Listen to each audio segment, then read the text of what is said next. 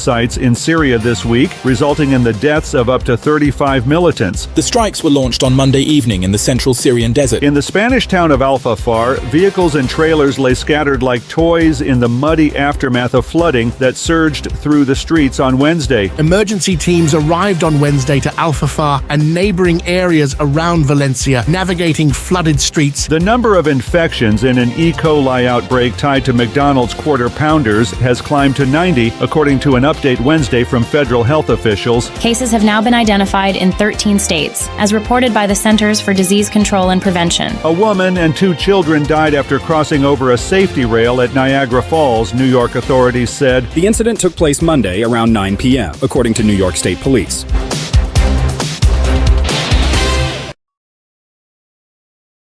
The opinions expressed on this program are those of the host or guest and should not be interpreted as statements. That button needs a little oil in it. Something. Independent fact-checking and corrections are Steven's been jerking off on my. We got a cup of coffee in here, please.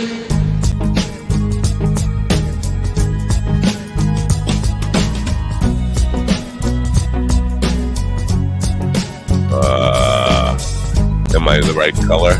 I don't know if I'm the right color. I don't feel like I'm the right color. Wait. I gotta check my color. Oh, man. Somebody around here. Damn good coffee. And hot. Hot coffee. Wake up, America. You've got a dog that needs walking. That's right, sunshine. Just put on a big pot of strong coffee and get ready to type your little hate mail with your opinions about kumbaya and flat earth insanity. Stand-up comedy? You want stand-up comedy? Well, we've got sit-down comedy. It's time for Coffee with the Dog. You make me laugh. Oh, I make you laugh if I hit the right button. Right? You go, gee. I'm going. This is what happens. Lack of sleep. It's important to get a good night's sleep. This is, and I think on nights when I just cannot get to sleep, I should say good morning. It is Friday. We almost made it through another week. God willing, we'll make it through one more day, and then the asteroid will hit. It is Friday, November 1st, 2024. New month, episode 750 of the Coffee with the Dog program. I don't know if that's a significant milestone, but it feels like 750. I like that number. It's got a 75 in it and a 0. I don't know what the hell I'm talking about. I have not slept. My wife left me. She'll be back. Here's the deal. No, she just she had to take my grandkid to school this morning, and it was either he sleep here and be uncomfortable on whatever kind of arrangements. Look at this. They fucking start right away with these sons of bitches. I'm sorry. I'm cranky. I haven't slept. Delete. No. Do not accept calls. How about that? Decline. Whatever the word is. Where was I? So she went to sleep over there so she could take him to school. So I had a restless night without my wife in the house. That's my story, and I'm sticking to it. So I have not slept, not one wink. And really, honestly, I don't wink when I sleep. Do you wink when you sleep? Oh, I'll sleep a wink. Wink. I don't think I could catch sleep that fast. Wink. Wink Martindale is sound asleep. He's resting well. Big news in the political world. First of all, Donald Trump has threatened Liz Cheney with the firing squad. I don't know how that went under the radar. I'm previewing the news from Alan Edwards, a former president of the United States who is running for president, a convicted criminal, is threatening a former congresswoman with a firing squad. And that's not in the news? He said, what did he say about 9 rifles in her face or something? I'm not going to read the whole thing. Merrick Garland, you suck. Do your job. Anyway, tapes of Trump and Epstein, 100 hours of Epstein talking about Trump, and detailing the relationship there, were released last night. Not really an October surprise, unless it's a very late October surprise, like 2 hours before November. Here's my prediction on this. All the MAGA people will find some way to say, no big deal. It's no fucking big deal, right? So what? Who hasn't fucking had a very close relationship with the world's biggest pedophile? Who hasn't? I haven't. That's who hasn't. I have not listened to the tape yet. 100 hours. I mean, obviously, I could not listen to 100 hours since 11 o'clock last night. But I will. Somehow I'll find time to read it, listen to it over the weekend. There's got to be a transcript around where I could read, and you know what? Just get to the good parts.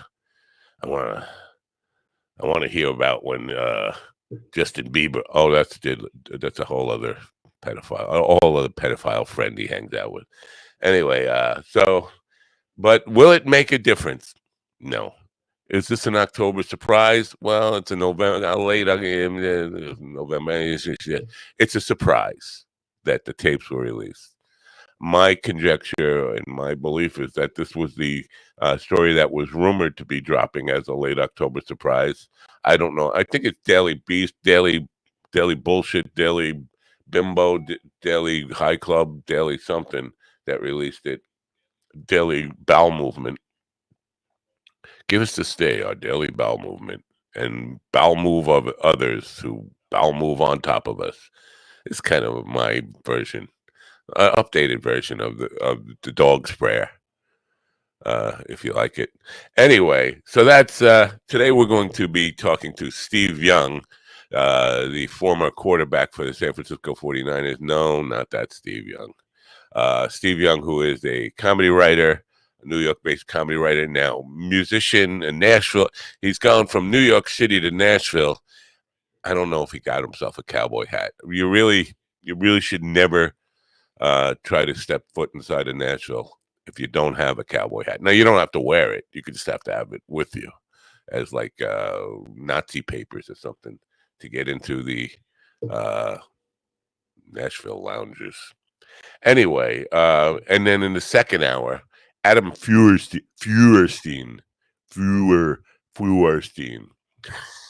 He's a masculinity coach, and he's going to try to make men out of us. I think I need a femininity coach. I want to dress up and play girly with Lindsey Graham. I think that's what I want to do. I need a femininity coach. You think I could pass? You think I'm passable? Maybe I should shave the mustache if I'm going to. I would be one ugly bitch, wouldn't I? Man, that scares me. Just the thought of that. Anyway, that's what we have set up for you. I still did not work on the Opus Clips commercial, which they are very not happy with me. So one more day, just one more day, I'm going to tell you about Daily High Club. Oh, by the way,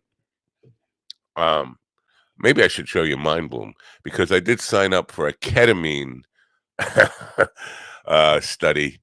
I don't know when it's going to start. I think sometime next week. I may have to run directly from the show a couple of times next week just to go trip out on ketamine and have people watch me and kind of say, well, is it working at all?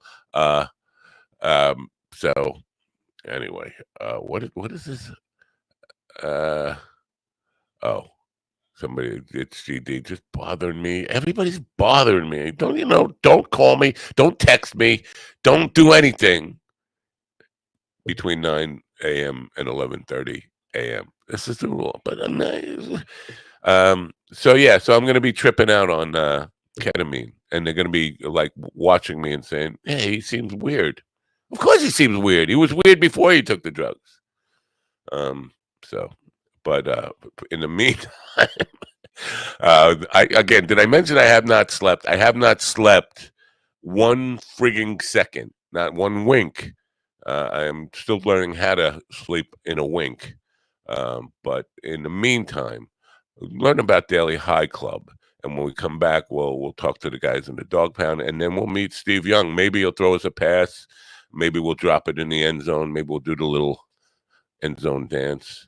And it won't be too masculine for Adam Feuerstein. With humble East Coast beginnings in 2015, Daily High Club is the premier destination for glass water pipes, vaporizers, and consumption accessories. If you're looking to elevate your smoking game to the next level, you're in the right place. With over 1 million top-quality smoking products sold, and with a growing base of over 10,000 monthly subscribers worldwide, we deliver the ultimate smoking experience. But Daily High Club is not just a retailer, we're lovers of the smoking scene ourselves, working with giants like Tommy Chong, Snoop Dogg, Chanel West Coast, and more. Ready to join the Daily High Club? Let our experts curate your collection with our awesome El Primo monthly subscription box, or grab one of our fun and unique pieces from our smoke shop. Click the link in the description below this video to get this party started now. Get the party started now. Oh, look at that. Do you see what happened here, ladies and gentlemen? Do you see? This is a miracle. It's a November miracle. In the room with me right now, a Stephen Epstein sitcom. Okay. Ron Epstein Kane and G.D. Epstein Fenderson. And Mind Dog Power Bottom. My best pedophile friend for the last.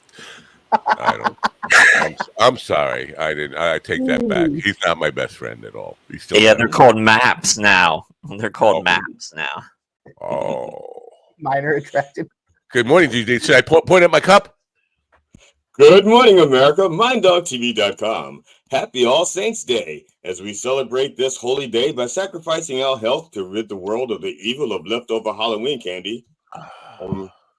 Let us remember the sacrifices of the saints that came before us. The New Orleans Saints, the St. Louis Cardinals, St. Augustine, and the patron saints of beer, St. Benedict and St. Pauli Girl. How do you Benedict? Oh, no. I'm sorry. MindDogTV.com. Support your local mercenaries and enjoy the suffering. Matt, how do you not know how to Benedict? You've been a dick your whole life. No, I'm Benedict. I thought he said Benedict. Oh, Benedict. Ouch. Yeah, because it's kind of pliable, right? It's so you could, but it doesn't stay bent unless you're Bill Clinton. Well, it's called gender flex. That's when you gender flex. Gender flex. Yes. Well, and if you do it enough, you get gender fluid. Do you guys have an opinion on me going totally cross-dressing, like with Lindsey Graham, like prancing around? You're it was expected. You think I'd be an ugly bitch? Would I be an ugly bitch? 100%. I'm not pretty. Mm-mm. I always wanted to be pretty. Here's the thing. I feel like you can pull off the glam rock look, but then once you put on the actual dress, it's game over. Game over. Game over. It's gay over. I too am suffering from a lack of sleep. I stayed up really, really late last night into the wee hours of the morning. Did your wife leave you? No, yours showed up here. No. What happened? At least I know she's safe. Well, no, I don't know she's safe. She could be buried in the back then, right? No, what happened is I stayed up listening to the 100 hours of the Epstein tapes, but I did it on fast forward. So I have the following notes. No, please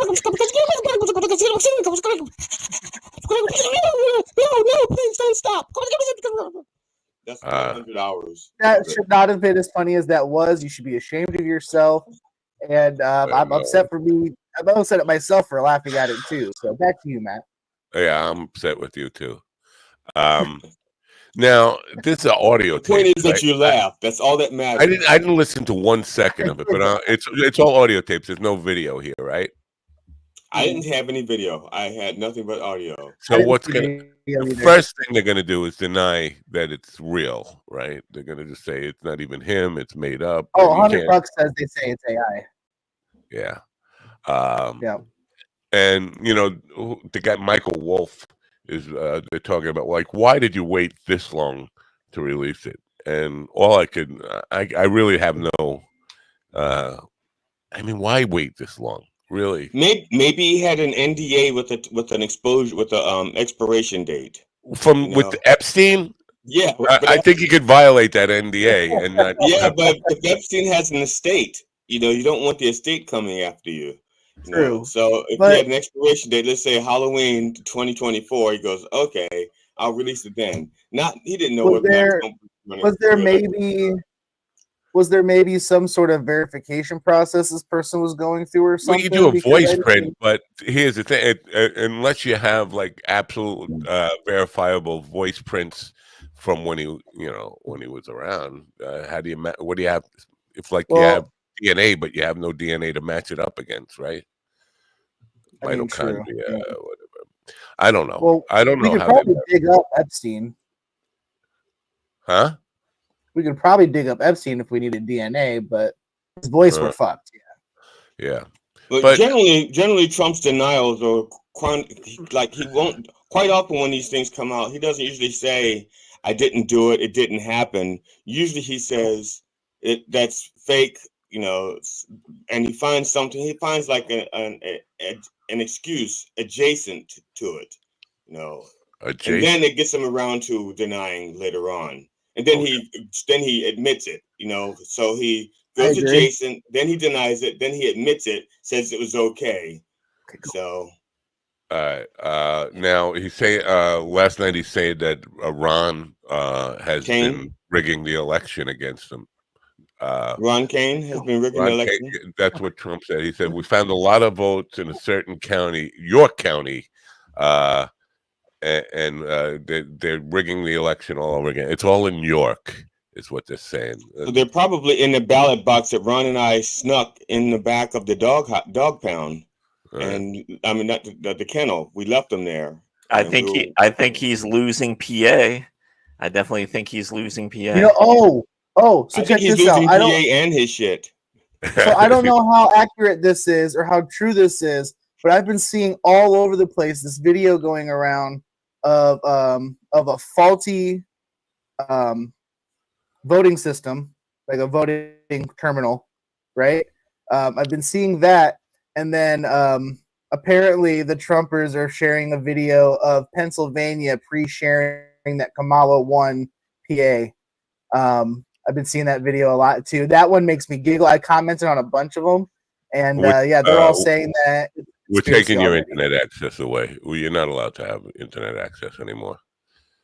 Okay. First of all, Ian, everybody knows that Epstein and Elvis are not only both alive, but they're the same person, and they are in Belize. That you did get right. How old would Elvis be right now? He probably is my audio bad or no? You just suck. You just suck as a person. Okay, that's fine. Elvis is with Epstein and Tupac right now. He's right. Hey! You do not disparage Saint Tupac. I have no idea. I don't even know any of his songs. I don't know any. You guys don't even know how. Remember Willie when he was on the program? He used to get so upset that I would call Tupac Tupac. Oh, I mean, Tupac, it was like Tupac. Because I think he had one ball, but so one pack probably would have been better. But Willie would cry like a bitch. I was roasting this one dude who had a Tupac tattoo on his chest, and I called him Tupac Menthol, and he lost his shit. He quit, and he got pissed off. He threw a drink at me and left. It was hilarious. People get really upset. Imagine being. We'll have to talk to Adam Feuerstein about the masculinity of throwing a drink at a guy in a wheelchair. Like, God, I mean, geez, I mean, first of all, wait, one unmasculine man at a time. Ladies first. Okay, thank you. All right, thank you. So, I was saying, if you want to be treated as equals, you have to accept the fact that, first of all, I don't want to be treated as equal. people are going to throw drinks at you, whether you're standing or in a wheelchair. So you accept that, which sounds like you did. Matter of fact, it sounds like you rang your shirt off. I've never had a drink thrown at me. Listen, if I'm the kind of guy who most people, if you're going to throw a drink at anybody, you would think it would be me.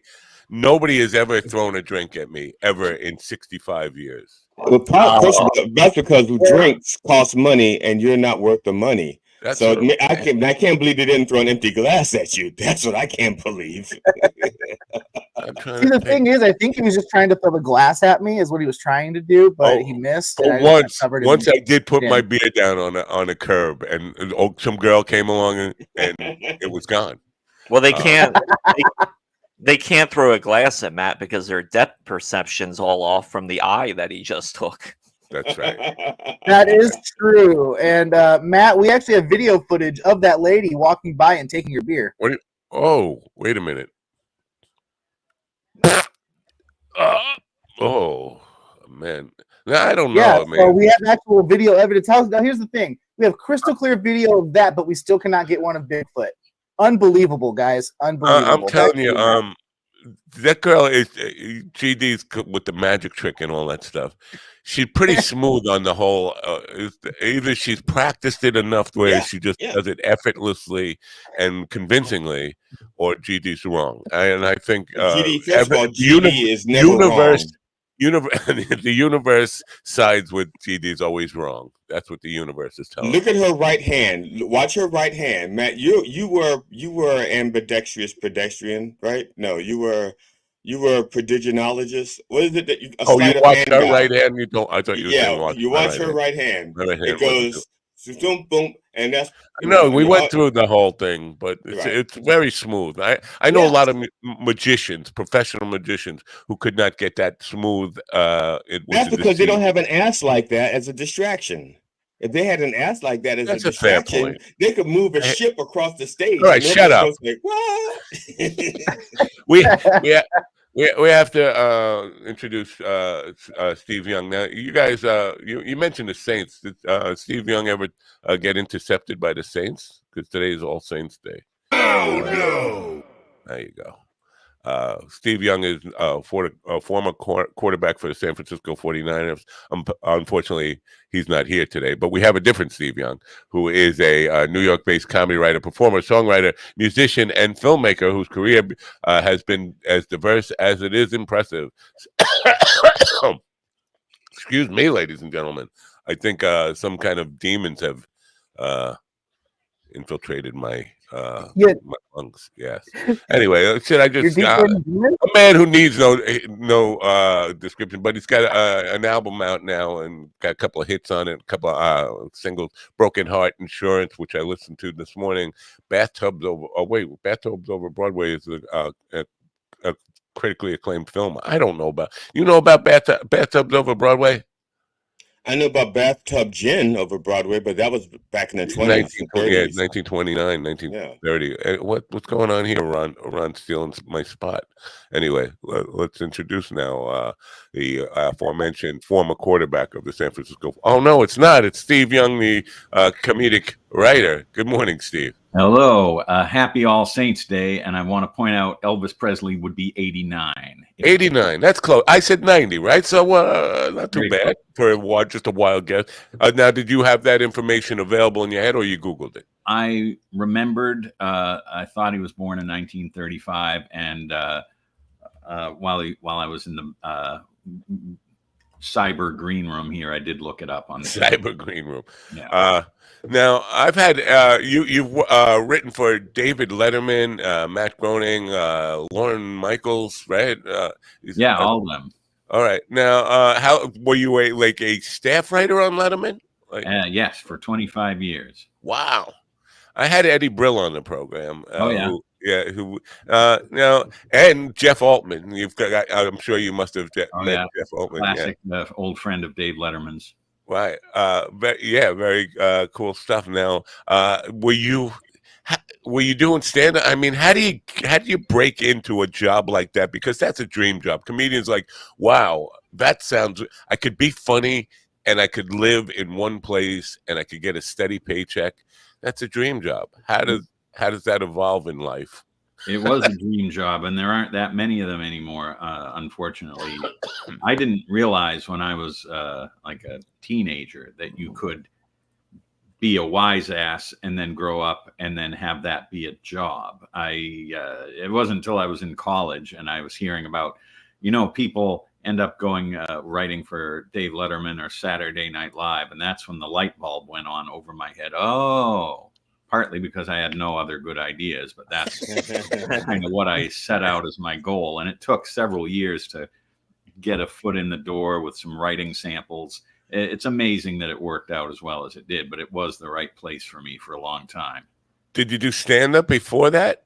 Only a little bit. I was living in Boston in the late 80s, and of course that was a big stand-up scene. And I tried a few times, just like at open mic nights, and it's easy to look like a hero at open mic nights because the quality bar is, I'd say, low. And if you're even a little better than, all right, this kid is green, he doesn't know what he's doing, but he's got something.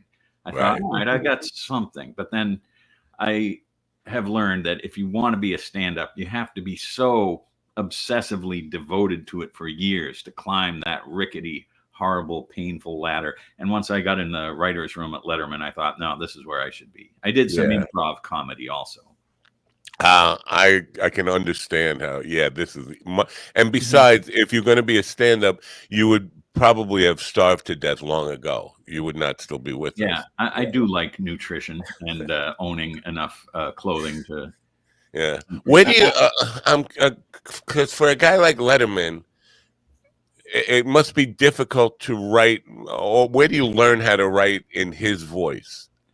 You hopefully, if they've hired you, they've seen so that you have some overlap between whatever your own weird perspective is and what the show needs. And I think the head writer at the time said, oh, this kid, we can work with him. But ideally, you bring something that they have never seen before, but would fit in the comic universe of David Letterman if he saw it. And so you keep enlarging the spectrum of what's possible by hiring interesting writers who have something a little different than anyone else. So I guess I had a little fragment that they thought, well, this is a slightly different flavor. Let's try that. There are bits on the Letterman show that we don't have to spend this whole time talking about Letterman. I want to talk about your music in Nashville. But I'm just curious. There are bits that stand out in my mind. Some of my favorite bits, of course, the Chris Elliott bits, the guy under the stairs, all that kind of stuff.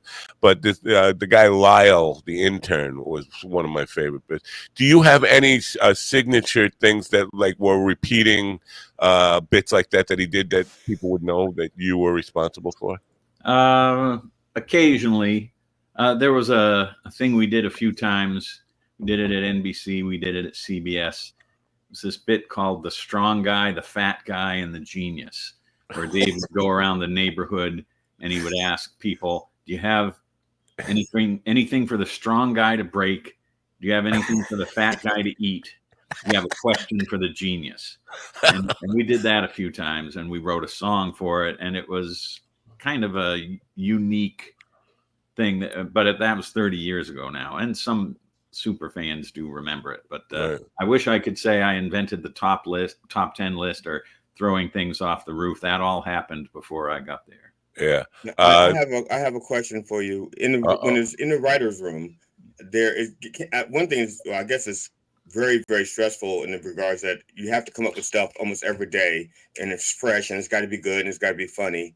And is there, with the competition between writers, and I guess also cooperation, but if you find another writer has been, let's say, borrowing stuff from, let's say, open mic stuff, do you rat them out, or do you just pull them aside?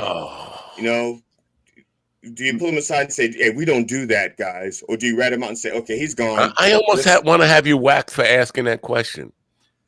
Because now he has to snitch on the snitches being snitches about him being a snitch. What the hell, man? The internal politics here. You can discipline whoever you need to after the show. I don't want to see that. Okay. I charge extra for being disciplined. Just in case you went in on it, I do charge extra to be disciplined. He doesn't like being whacked. Put it on my tab. So the answer to your question is, luckily, the Letterman show was a great place where we were able to hire people who were not generally going to be thieves, at least not consciously.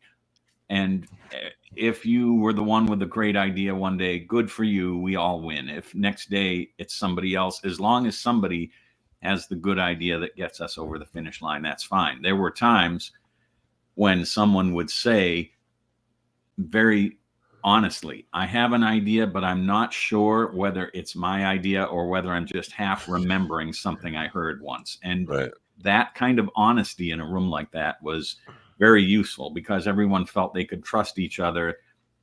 I'm telling you the truth. I don't know what this is. Can somebody else help me clarify whether I'm remembering or writing? Or you'd come in and say, I have a half of an idea and I don't know where it goes. I'm going to throw it out to the room. Maybe somebody will have the perfect way to take the pass and slam dunk it. So we like to refer to that as a concept of a joke, a concept of a plan. The concept. Yes, we had a lot of concepts of plans, and other people figured out plans.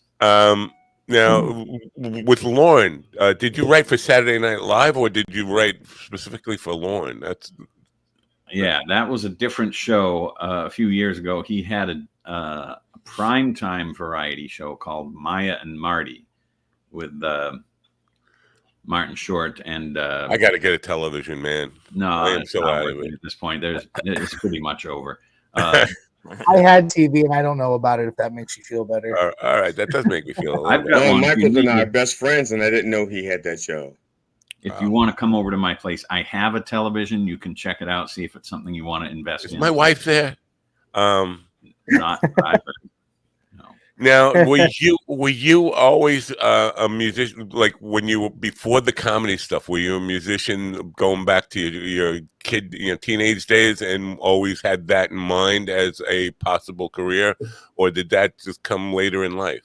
It mostly came later in life. I had an acoustic guitar when I was a teenager, and I knew like 5 chords, and I was fascinated by it, but I wasn't taking it seriously. It was 20 years ago that I said, I think I'd like to really kind of buckle down with this guitar thing. And I found a great teacher, and I started learning finger picking. And then the faucet opened up, and I thought, oh my God, I can do this, and I'll never be bored again. It was a few more years before songwriting started to creep in. But even by the end of the Letterman era, I was writing jingles and songs that were getting used on the show here and there. When you're now coming from a comedic standpoint, are you tempted to make all your songs funny?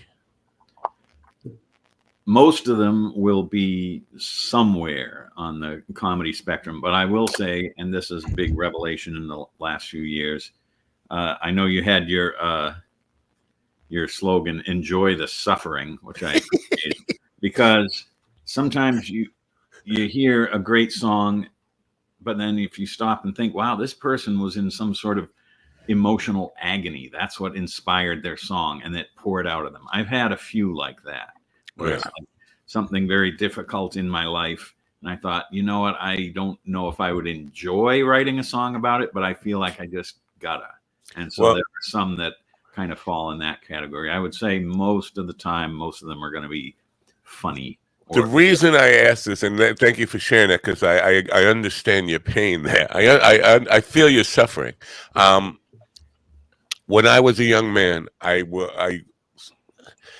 started out to be a serious songwriter, but I stumbled across a couple of songs that were novelty songs, funny songs, and people gravitated towards them. And then I became known as this guy and people stopped taking you seriously, and you're almost bound to be just a comedic songwriter after that. And I did not want to be pigeonholed into everything that has to be goofy or funny or silly or whatever.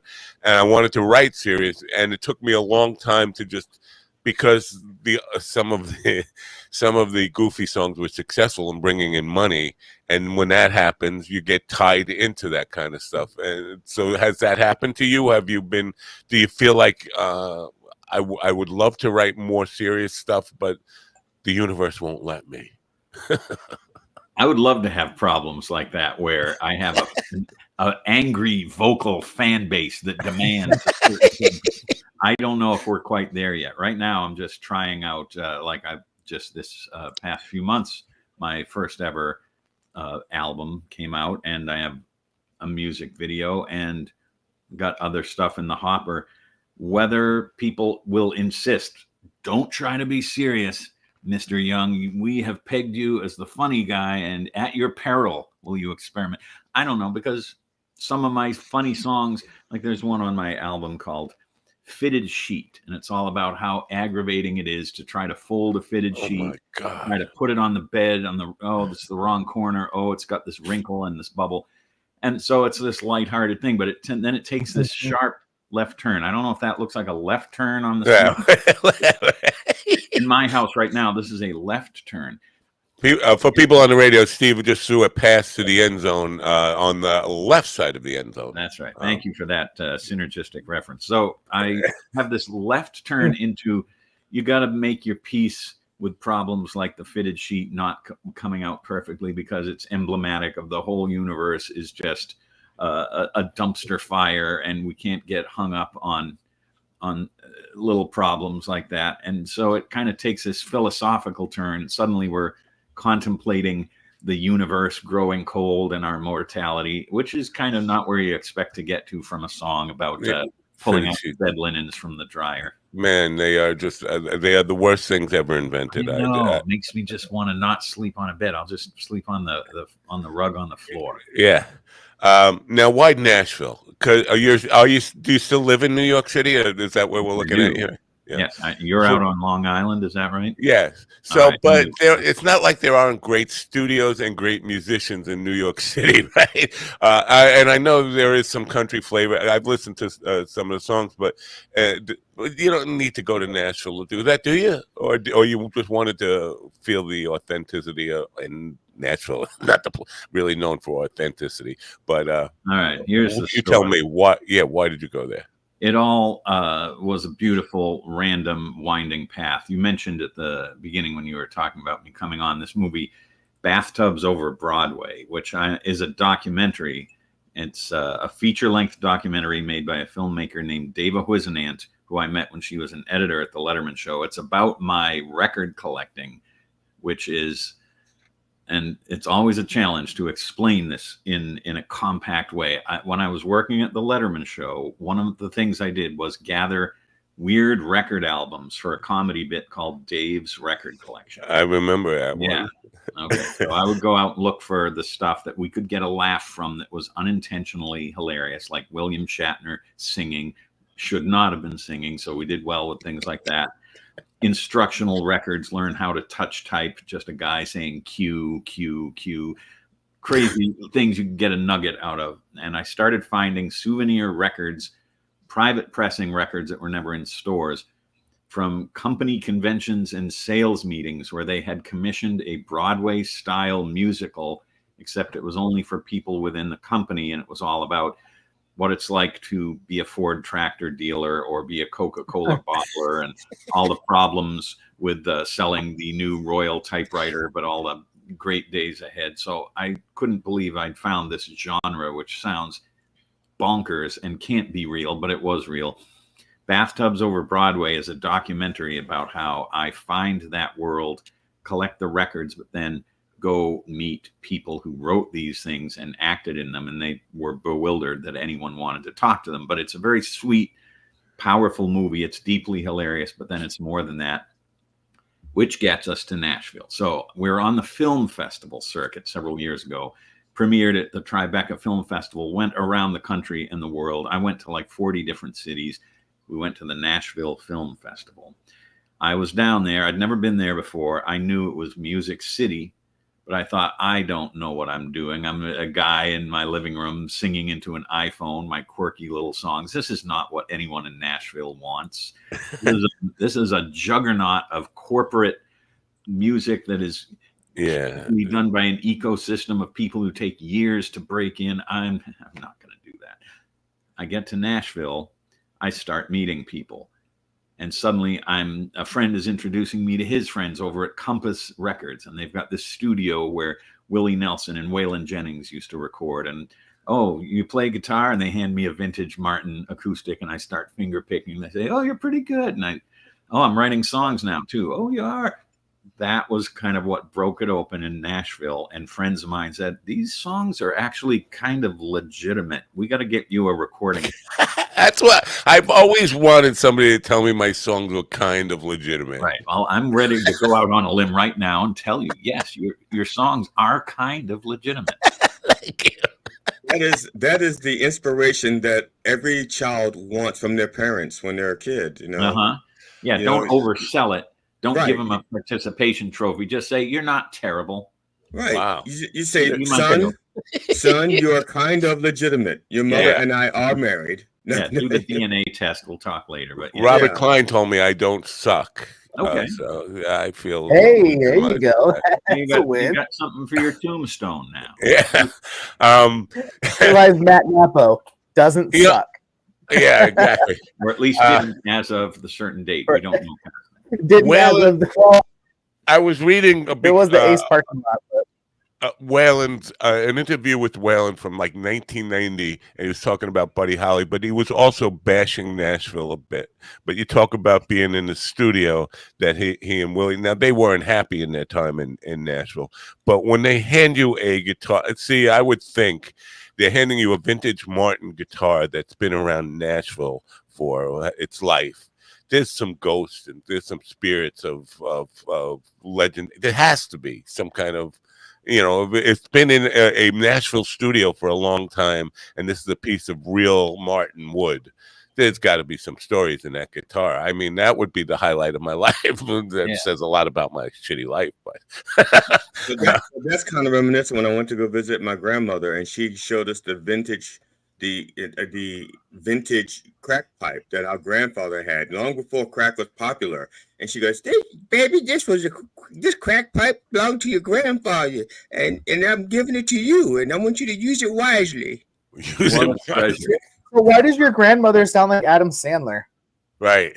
Yeah. First of all, my grandmother's a lot older than Adam Sandler, so Adam Sandler sounds like my grandmother. So Adam Sandler stole his voice. Oh, by the way, I got a casting call for Happy Gilmore.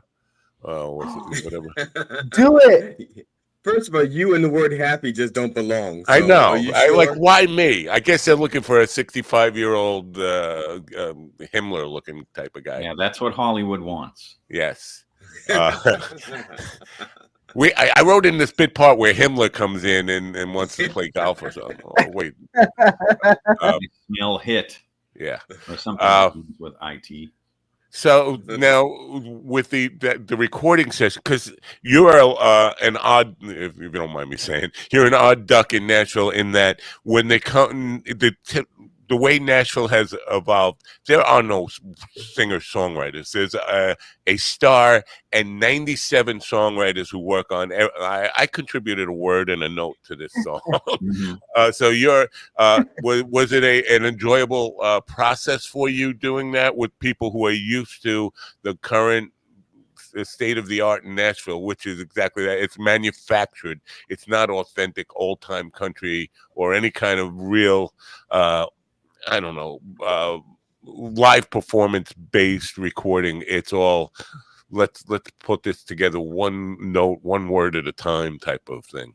Was it enjoyable for you? Yes, for reasons that have to do that I was nowhere near the corporate juggernaut side of Nashville. That is the tip of the iceberg. The money making mainstream country music radio world is where the money is. Everything else, which is enormous, is, you're a working musician or a songwriter, and you're not going to expect to make much money. Alt country is everything that's not the juggernaut tip of the iceberg. Yeah, right. I can go into the studio with these songs, and I'm a aspiring newish songwriter, but these people and the producer Allison Brown, who's a Grammy winner, and she plays banjo a little bit on some of my stuff. She does not look with this with the eye of how are we going to get this guy on the radio and all become rich. It's just, I love the music. I've got some people I called in who are going to be great on this song and that song, and let's just make the right thing. And another thing I saw when I was looking at your website was your quote about art for ourselves first, others second, which I love, because that's everything I do now. And as much as I love the Letterman years, and I was working in his voice, and here's this project that's this show that I'm a team member of. Now I have to write stuff that I like. That's the only hope of making a dent in the world, is that bedrock authenticity and finding other people who like what you do, want to be part of it, want to make things with you, whether it's music or films. That's what I'm all about. That's why I was excited to talk to you, because of the enjoy the suffering, number one, and ourselves first, others second, which you kind of like nailed parts of my philosophy. Well, I appreciate you sharing that with us, and I'm surprised anybody has ever read the words that are on that website. So, yeah, I think I'm unusual in that, but they were good words, and made me think, well, we're gonna have a good time. I love this idea of he has other words. Also, those aren't the only words he has. He has lots of words. He just doesn't, like to share them with people all the time. Yeah, I get tired after I've read 10 or 20 words. I'm done. Me too. Me too.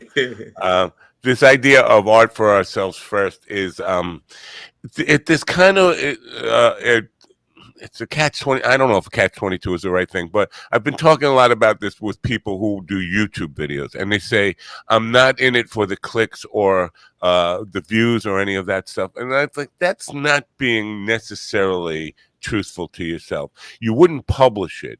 If you're just doing it for yourself and you're not interested in people seeing it, hearing what you have to say, you wouldn't put it out there in public.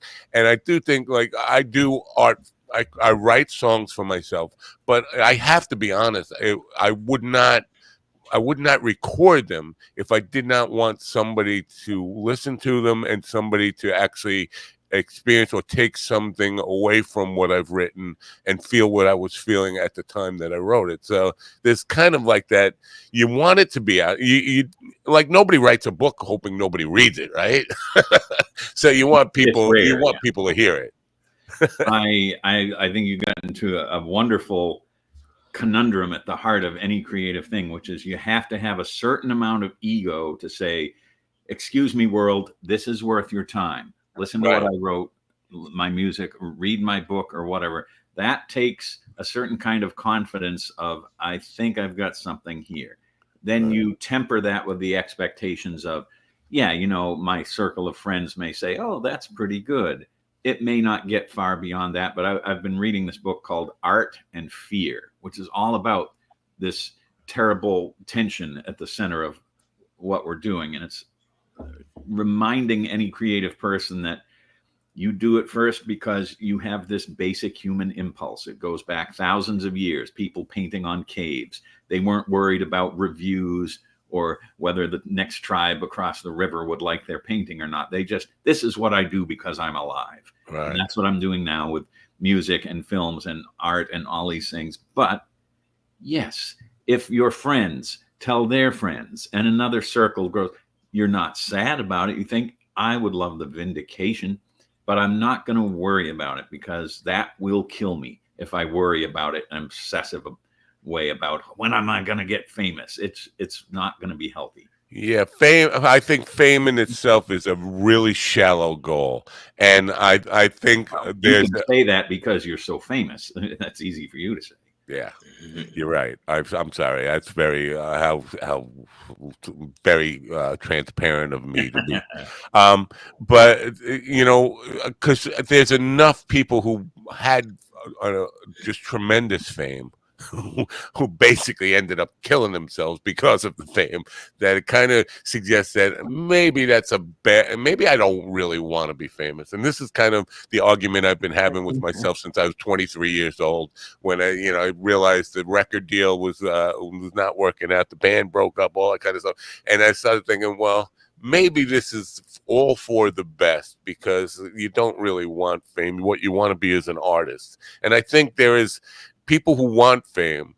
You have to give up the quest for authentic art, and authenticity is really important to me. So, like you were saying, like, what if my fans are so numerous and vocal that they demand that I stop trying to be serious and just be a funny guy, and then I'm caught in the gears of this machine, and I thought, where did this machine come from? I was just having fun until everyone started yelling at me. Right. But yeah, I put some music videos on YouTube, and I'll put more. And over time, yes, I hope they will creep up a little bit. I think I'm not in danger of having my life ruined by fame. I just want to, have some friends who tell other friends and talk to people like you guys. Yeah, the machinery is worrisome, but very few people have to worry about that. So one of the greatest rewards for me was in the MySpace days. I found the lyrics to one of my songs on somebody else, on a young woman's MySpace page, and I was like, oh, she said this song. She didn't credit me for it, which I was upset about. But she said this song would just meant so much to me. I felt like I had to share the lyrics with everybody, and that to me was that more important than fame. I mean, it's so much. One person felt so connected to the words that I wrote that she felt like she had to share them with the world. That's a great thing. Yeah. Or if a friend of mine who heard some of my first songs said, "Oh, I love this one in particular. I keep playing it in the car and singing along." You think, my time on earth has not been a complete waste. I've touched somebody's heart and soul enough that we got this weird connection going. This is what thank you, because I've been struggling with just trying to connect to that idea that you just said. My time on this planet has not been a total waste. Yeah. This is for the last several months that thought has been occupying my mind, and I can't let go of it. Like, what is the purpose of my life? What does my life count for anything? You're not the one to judge. You're touching people through this show that you don't even know, and you don't know who's talking about what. The law knows. The law knows. Oh yeah, the National Security Agency is the omnivorous computer programs digest everything we all say. You're touching the National Security Agency, clearly. Whether that results in artistic satisfaction, I don't know. They're not paying the streaming bill. I'm a firm believer that my life was not a waste of time, but all my time has gone to my waste. Oh, okay. That is. Oh, is that is that like what you set out to accomplish? So, yeah. So, Steve, you won't be writing a letter of recommendation to any comedy writing teams for him, right? No one wants my letters of recommendation. Okay. I will say I'm very pleased when I put out this album, Broken Heart Insurance, and it's on, Spotify and Amazon and Apple and all those things. All my friends knew I'd been playing music and working on music. I think they expected it was just going to be me in my living room, scratching away at an acoustic guitar and doing some mildly clever things, and then they turn this thing on and it's A-list Nashville people coming at you like a hurricane. And I do think it was very fun to, oh my God, this is for real. What the hell happened with Steve Young? How did that happen? Broken. Now, I had a stock question. Well, not a stock question I was going to ask you, but something I'm definitely interested in process. I'll prepare a stock answer, so go ahead. Yeah, that's fine. Broken Heart Insurance. It's a great title. Did you come up now? The process for that? Did you come up with the idea and that hook line, the title of the song and the hook, and the words come first, and you just said or were you playing the guitar and that came to you? I mean, how does that song come to life? It varies. Sometimes I get the sort of premise like that. Sometimes I'm playing guitar and think, oh, I like that riff. I'll save that for something later. Sometimes they come kind of at the same time where I just start singing some lines. But Broken Heart Insurance, I remember it was just in my head, this sort of agonized personal situation about, oh, this isn't going well. And I just thought something like, oh, if only there was a way to buy Broken Heart Insurance so you insulated yourself from the outset that if it goes to shit, you're gonna somehow get through it. And I thought, Broken Heart Insurance. And that's the point in my life where I was starting to do more songwriting. So I went and wrote that down. I thought, oh, how would that play out? And so it's a little song about somebody whose heart's been broken. They take their insurance policy out of the drawer. Okay, finally, paying for this insurance is going to pay off, and they call the company, find out so many people have put in claims because so many people's hearts are broken. The company has gone bankrupt. We're all screwed because of how hard life is. I always thought of the ugly fat girl who had a crush on me in high school as Broken Heart Insurance. I would go back to her if things all fell apart. Steve, I have a question that's not related to music. The two pieces of art behind you, they seem to have a similar style. Are they the same artist? And who is it, and why them? I'm glad you asked about that. I do various Let me do this podcasts. No one ever asks about this. Okay, these are panels from some sort of French language instruction thing I found in an antique shop in Washington State. They were all about learning to speak French. They have no French on them. They're just pictures, but there's like a kid watching TV. There's a guy holding a suit.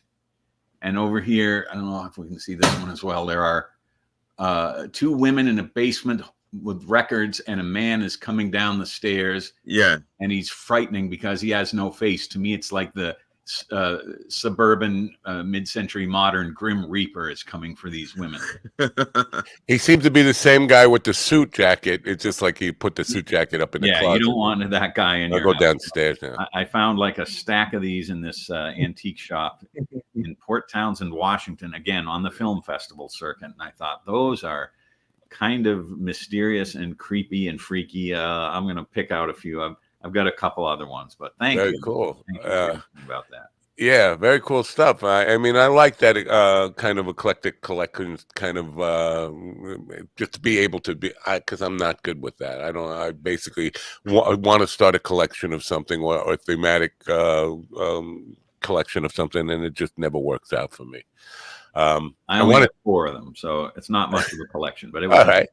That's more than I can ever acquire. I do want to take it back to music though for a second, because you earlier talked about singing into an iPhone. Yeah. So is this the album? Was that your cherry popping for recording studio process and getting stuff like professionally recorded? Was that the first time you actually sat in with a professional recording studio producer, professional musicians to kind of get something on tape for posterity? Pretty close. At the Letterman show, when I was writing songs, and I would do the little demo in my office into my phone, and then I'd get down to the studio, and Paul Schaefer and the band would work up something to a very high level very fast because they were so impressive. But then I was also writing some songs for that documentary I mentioned, Bathtubs Over Broadway, and being in on some of the recording sessions for that. But that was not really my project. That was a film that I was not in charge of. But going to Nashville and all these people are here because of me and my little songs, that was intimidating. Like, can this possibly be worth it? I got a lucky break because it was actually before the pandemic that we started recording, and then everything ground to a halt. And Allison Brown, the producer, later told me, the pandemic was actually kind of a blessing in disguise for you, Steve, because over those couple of years when everything slowed down, you kept practicing and redoing the vocals, and your voice got stronger and better and more confident. If these songs had been done too quickly with your mediocre at best voice, they would not have been as good. So I learned the value of all right, you know what? That runs counter to where I wanted to go with this, because in my life, I find that when I write a song, I think it's the greatest song I've ever written, and then I do a demo tape of it, and by the time I'm done with the demo tape, I'm like, well, it's just a mediocre song. And then we take it to be professionally recorded, and after 1,000 takes and fixing problems and all this stuff and editing and final mix, I think, I hate that fucking song. I never want to hear it again. Did that experience happen to you at all with any of your songs, where I love that song before we recorded it, but after all that it took to get it on to saved to a recording and mastered, now I don't ever want to hear it again? Not so much, partly because the people involved were so impressive musically, instrumentally, production-wise. It just still amazes me how well it turned out. But that happens more often, I've heard and seen myself, with comedy.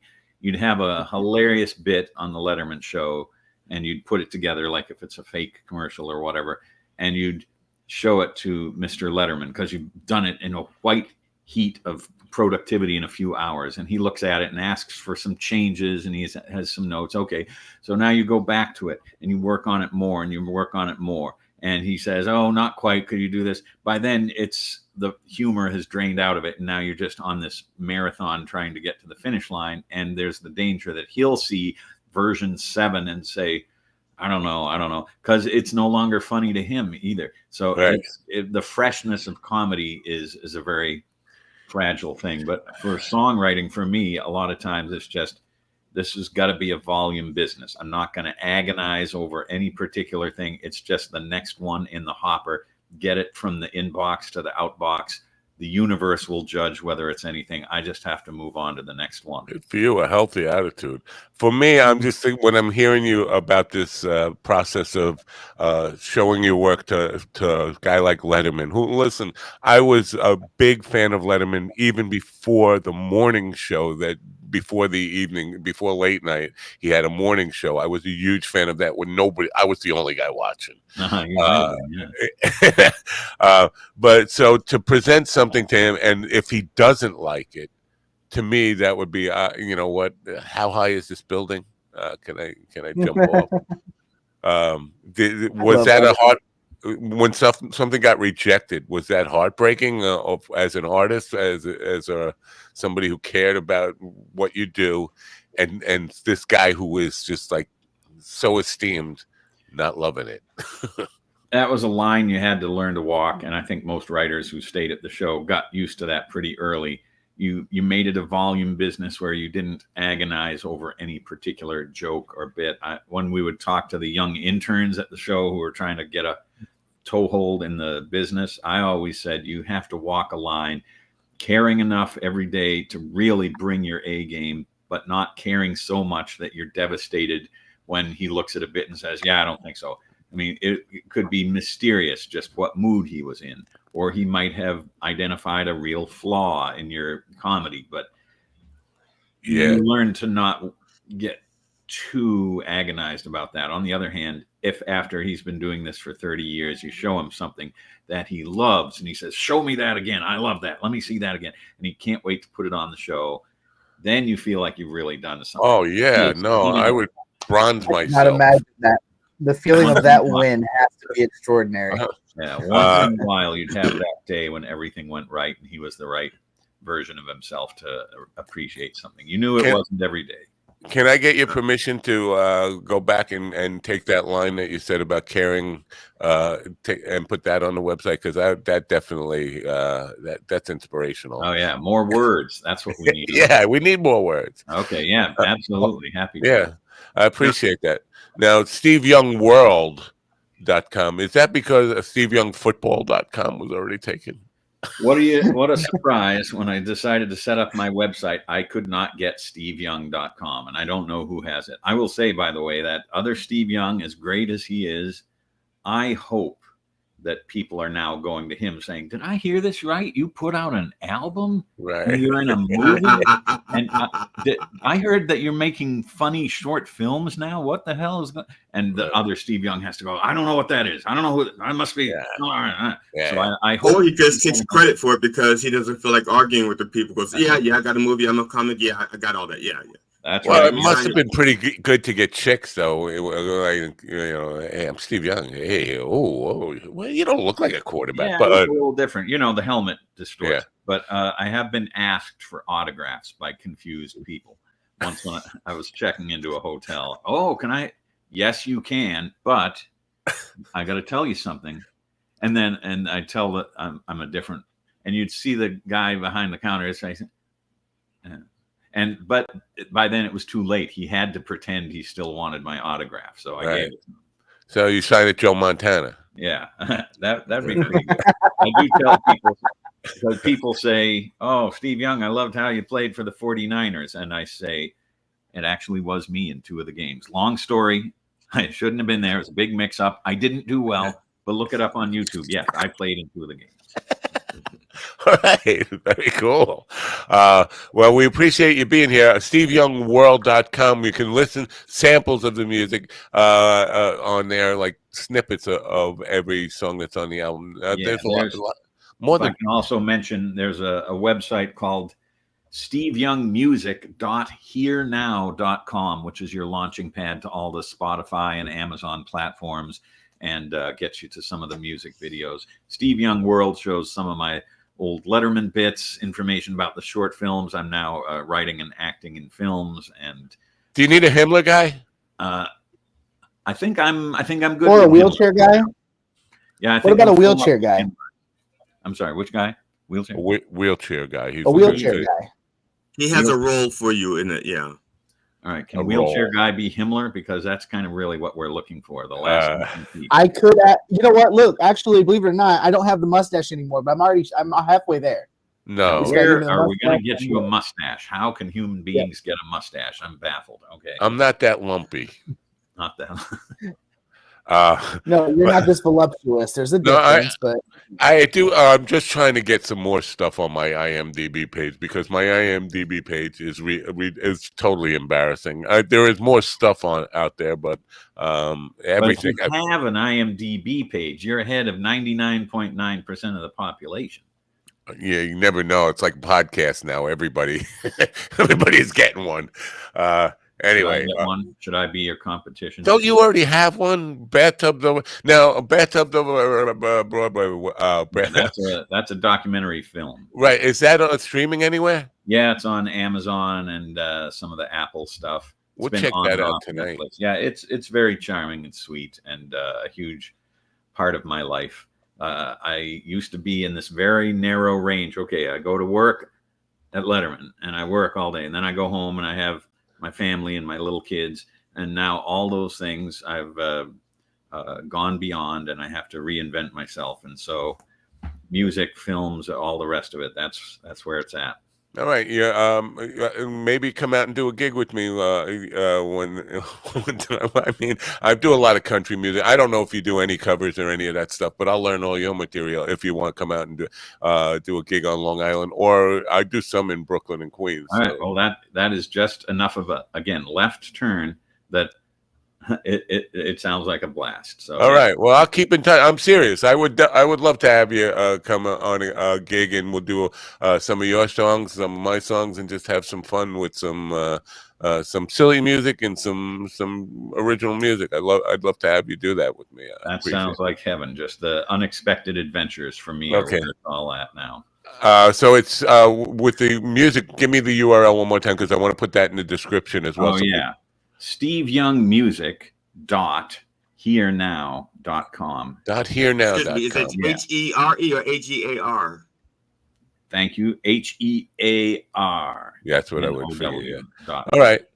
We will put that in the description, but in the meantime, people can go to steveyoungworld.com, and we'll put the other link in the description for the people who are watching it post live, and hopefully you'll get some new listeners and some good feedback, and people will say, I love your music, and make you feel good about the effort you've put out there. Thank you very much for being part of it. My pleasure, and I'm glad we settled that Elvis Presley age thing, and seriously, to all who celebrate, happy All Saints Day. Yeah. Bye for now. Have a great day. All right. Bye. Steve Young, folks. Let me come back to this layout. Except I don't like it like that. I like it like that. All right. That's not bad. I'm going to play news. And then when we come back, we're going to learn how to be real men. Are you guys looking forward to learning how to be real men? No. Yeah, man. Let's do it. I like the way my panties fit just fine. I have my pants off right now. I got oil on one leg and lotion on the other. And did you notice yesterday Chivolo called you lispy? Did you know in the chat room he said because I was talking about the masculinity coach, and he said you're something about you being lispy. I don't think he said you having a lisp, you're halfway to gay. Oh wow, you remembered it word for word. Look at you. What are you? Not word for word, but it's pretty close. Well, then that definitely makes Trump the gayest of all because he's got a whistle and you can hear those veneers and the. So it sounds like he's chugging cock. So yeah. Mike, if you like I didn't mean to start that whole thing, but I wanted to just the reason I brought it up is because you guys are well aware that about a month ago, Chavola and I had some hard feelings over things that I said. And I did apologize about the way he took it, not because my meaning was I stand up for you and you come to my show to heckle. And I think yesterday he's only been back 2 days, or that was the second one this week, and right away goes to heckling my co-host. It's well, in all fairness, his first post was in support of Stephen. All right. He did that before he heckled. He went to Stephen and goes, "We in agreement." So he walked in, paid the cover charge, sat down, and then went immediately to heckling. Well, he gave the first comic some respect, and then the second comic came up, and then he shit on him. Okay. All right, say it that way if you like. Let's go to news, because in the news there's nothing about firing squad threats or leaked. Because it hasn't been 2 days. That's true. By Monday we'll be able to hear about it, right? Yes. He'll cover the election on Tuesday. Tuesday's election. We'll find out by Friday. Right. Okay. Here you go. Here's Alan Edwards with some.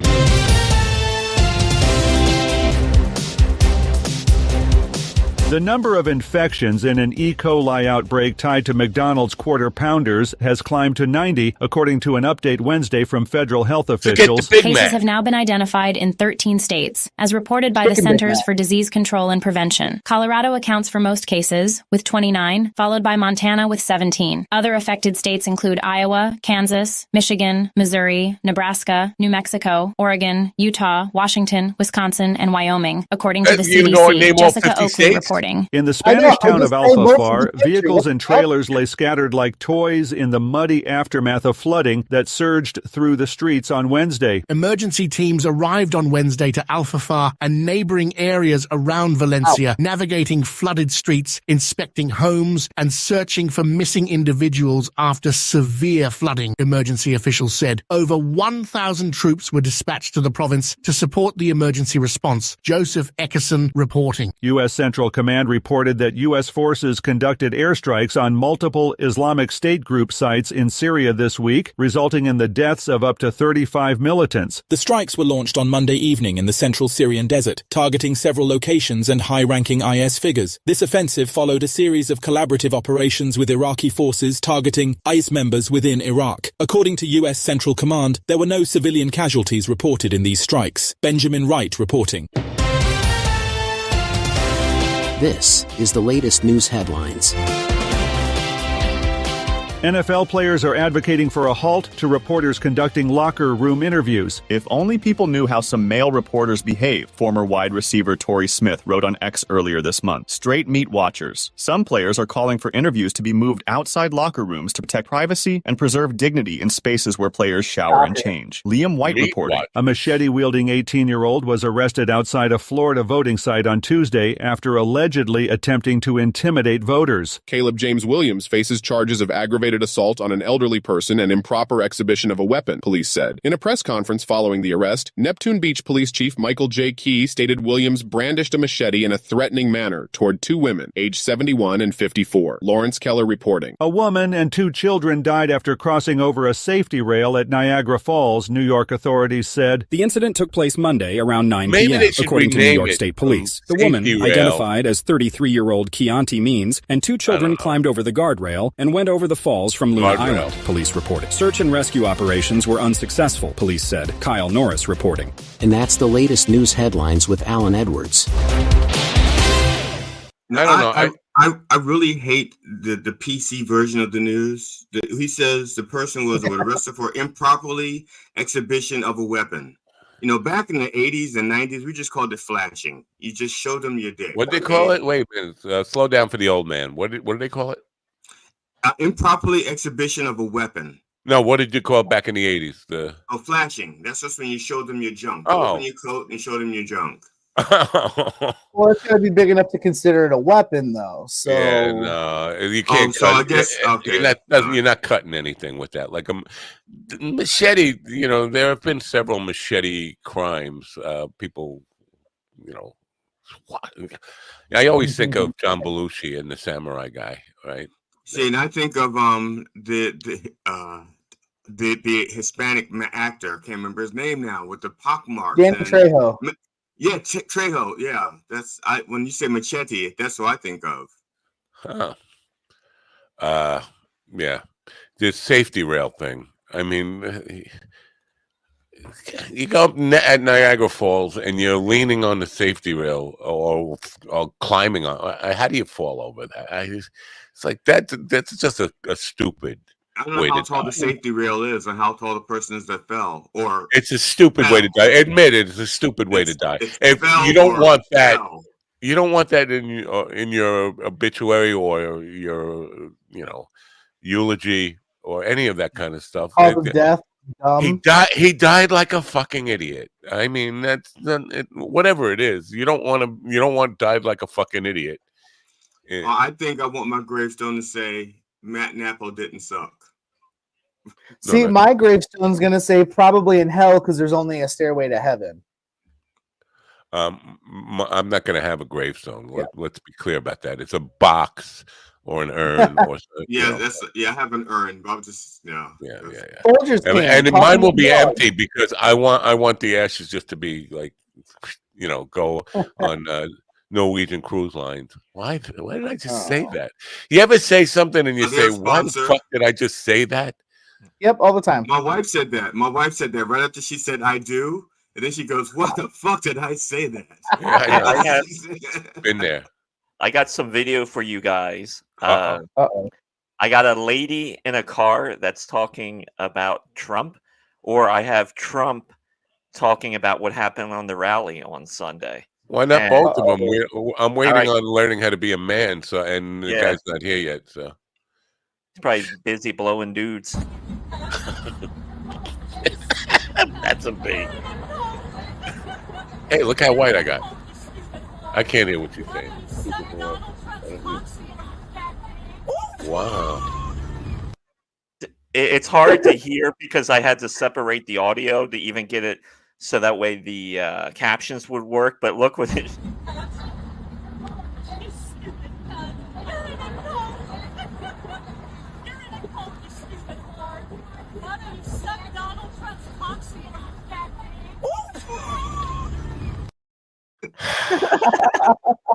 Somebody learned to use the cunt with a soft T. You see how artful I don't know. That didn't make me happy. Well, it doesn't so much make me happy, but what makes me happy is just the way that she's delivering. No, I get it. She had such joy saying it. She was like, I know. You stupid cunt. I don't enjoy watching people get into it in public, but I mean, that interaction, if I was out in the wild and saw that, I'd be laughing my ass off. And how long was it going on before that person, the person not involved, decided to record it? That had been going on for a while. They're like, "Oh, I got to get this." Right. People. Yesterday turned out to be like a beautiful, like late summer day here, and I had a gig at Rosemary's place. And by the way, the woman who rooms with Rosemary was not happy that I even brought her up, but that's a whole other story. I'm driving home, and I'm in traffic. And there's this old man. My wife's father passed away a year ago, and he used to take his scooter and drive on the Long Island Expressway, or where he would be like a crazy old man on a scooter driving in cars and traffic. And I saw what looked like him. Now, he passed away a year ago with a Met hat on his little red scooter driving around. I said, I got to get some video of this for my wife because I'm looking at the ghost of her father here. And I was struggling to get him on camera, and he saw me and just went. So people don't like when you whip out your phone. It was struggling to make that point. They generally, if they see you, that's when it gets really ugly. It's like, stop. Yep, it happens all the time. Yeah. So my manliness lessons seem to have been postponed. Maybe found more feminine guys to masculinize. Or maybe he woke up and said, "You know what? I'm going to be a man and show up when I want to." Oh, that you know what? You might be making a good point there. Real men don't show up on time.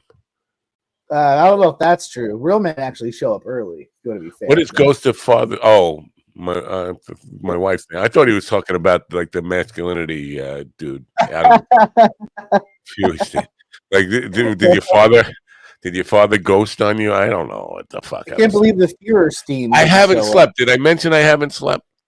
You know what? I feel you. There's got to be something in the air, man. I went to bed at 3 a.m. I woke up at 4 and was like, well, I guess that's sleep for the night. And then you decided to text me over and over again like you always do. That's what. I didn't text anybody. I try not to text after midnight.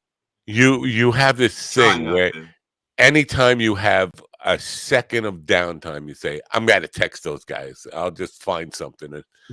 I just find something that I think you guys were friends. My bad. The funny thing is, I can't speak for Ron because he hasn't weighed in on this yet, but he will maybe later. So far, it seems like if you had texted us, we all would have been awake at 3 o'clock. It sounds like it. I know. What the fuck? I don't know what you're complaining about. We sound like you were doing nothing anyway. That's true. All right. Well, I was busy. I was actually working, but I'm just saying. Well, I was busy trying to get to sleep, and it just doesn't work. It just doesn't. I get it when your wife's not home. I get that because when my wife's not, like, if my wife goes to her sister's house for the weekend with the kids, I find it really hard to get comfortable. No, I'm sorry. Maybe I misled the world by saying that was generally my wife's not home. Is like. Well, again, I agree with that sentiment. It's just at night when I'm trying to sleep, I need her. The greatest feeling in the world is to come home and say hello and not have an answer. 100%. 100%. In fact, one of my I used to get that with my first marriage, but that was because my wife wasn't speaking to me. So I'd walk into like, hello. That's my life. She wasn't speaking to me. I enjoy my wife's company, so I don't necessarily mind when she's here. But when they're all gone, it's really nice. It's quiet. I can get my nuggies. I can smoke in the living room. I can chill. Wait, smoke in the living room? I called it. I told you. Real men show up when they want. Wait, smoke in the living room. You smoke in the house? Tobacco or weed? I vape weed, but I don't. I still usually do it outside just because I have kids and I don't want them around it. But when they're not home, I'll vape inside. Yeah. All right. Now, isn't there residual vape in the sofa? No. And what about your dog? So you don't care about your dog, just your wife and kids. Your dog. My dog enjoys it. We just share snacks. You know what it does to his lungs? Have you seen a dog's lungs after he's been vaping secondhand vape for 30 years? Have you seen it? Have you seen the videos? You callous son of a bitch. How could you? I can't work with him, man. He doesn't care about his dog. Wow. Okay, I smoke with my dog, and I'm a dog, but he eats dogs, and he's okay. He can eat dogs, and it's okay. That's bullshit. Let me just clarify things here. You can't work with him. You don't go to the CEO. You go to HR.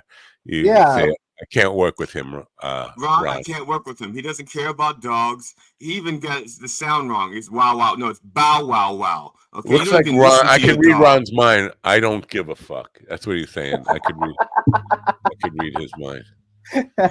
Because Ron, even though he's a little bit lispy, as we found out yesterday, is a real man, unlike me, who's a very feminine man who needs to be masculinized, which is why apparently I turn on Mikey every day. So I mean, I get it. I mean, that's what it is to be a real man. To understand the manliness when I take my shirt off, my hairy chest. That's what it is to be a man. I have no hair. You know, that was a sweater. I bet you were wearing a sweater under your shirt. What the hell? No, that's pure Italian coming for you. So you look wait like a minute. Robin Williams Knuckles on purpose. Got it. Okay. I'm confused here because, like, you see all these guys. I don't know, the Anunnaki or got 6-pack abs and like pecs and stuff, but they don't have hair on their chest, and they are like godly. Exactly, Matt. See, you prefer a nice bear. That's what you like, and that's cool. That will make a man out of you. Yeah, man. But you know what? Otters like bears. It's a fur thing. It's a fur trade. It's a fur trade. Makes sense. I think a bear would eat an otter in one bite. You know what? Bear. You know what? Usually the otter eats the bear, but I'm sure you might be able to talk him into it. The otter eats. No, I don't think so. Oh, it does. Adam just ran away. How about that? He forgot That's to feed not his very otter. manly. Now is He that? realized he left his otter in the other room. I gotta feed my otter. Why did I even take my pants off if he's not going to join us? What? What am I, chopped liver? What am I, chopped liver? Yeah. How about that? We fucking scared a guest away. You know I'm proud of you. I'm proud of you guys. Funny. I participated, so I'm proud of in you. the private chat. In the private chat, it says, "My apologies for being late. We had technical issue. Good day." Okay. Wow. We have so he's here and gone. Another manly guy runs away. You know what's funny is we didn't So scare Robin. away. We haven't scared away any of the lady authors. We haven't scared away any of the psychic ladies. We haven't scared away any of the gay dudes. But the man expert, the masculinity expert, shows up and goes, "No, can't do it." Wow. Well, he said right there in the private chat he had a technical issue. So we don't know if he had his issue technically. You know, we don't know what the issue is technically. You know. Well, you came into the chat room. You were in the lobby. You were here. Lobby. He may not have had audio, or he may not have had lobby. No, he heard what we were saying. I saw him give around the finger. No, I mean his audio. I mean he's not saying I can't. My audio is not working. I can't hear myself. I'm talking, but I don't hear myself. What's going on? Unfortunately, the entire world hears you, and they wish. And everybody is just. I see. Oh, look at the people on the radio. I can see them right now. They are jabbing forks in their ears right now. How can you see them on the radio? Done. My work is done. I can't believe he ran away. Sir Robin. We're going to call him Sir Robin. He chickened out. Sir Throbbin. Sir Throbbin. So he's not coming back at all? He is gone? I don't know. How do I know? Well, he ended the sentence with "good day." Now, you think I'm up the skirt so far that I would know? Yes, I said good day, sir. I said good day.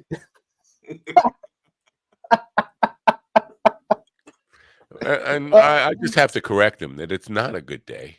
I don't know. Maybe it's a good day where you are. Yesterday was a beautiful day. It was stunning. I was almost not almost. I was fucking high as a kite yesterday, literally and figuratively speaking. But it was something I need. Listen, the Meadowbrook. Maybe I shouldn't say the name of it. Something named Meadowbrook. With Meadowbrook in the words, wonderful crowd there. I mean, these people are the most enthusiastic, great crowd, singing along, bopping along in their wheelchairs, doing the wheelchair dance. It was just like, that lights me up. And then, of course, I was stoned as a fuck driving too. So, you know what? And it was a summer day.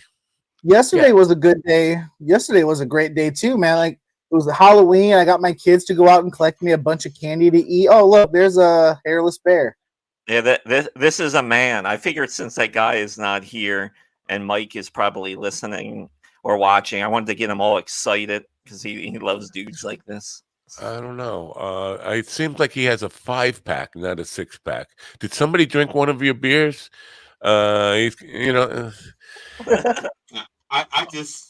This may mean nothing to anybody but me, but I turned over my calendar today from October to November. And of course, the election is in a few days. And their picture for November is a sloth. And it reminds me of the old kitten, hang in there. And I just thought it was so pertinent because not Halloween. The election is just in a few days. And I know we're kind of stressed, but the sloth is telling us to hang in there. Okay, so I was wondering where you were going that. Yeah, go ahead. Matt, I have a question. When you work at the old folks' home, how often are you molested by the old ladies?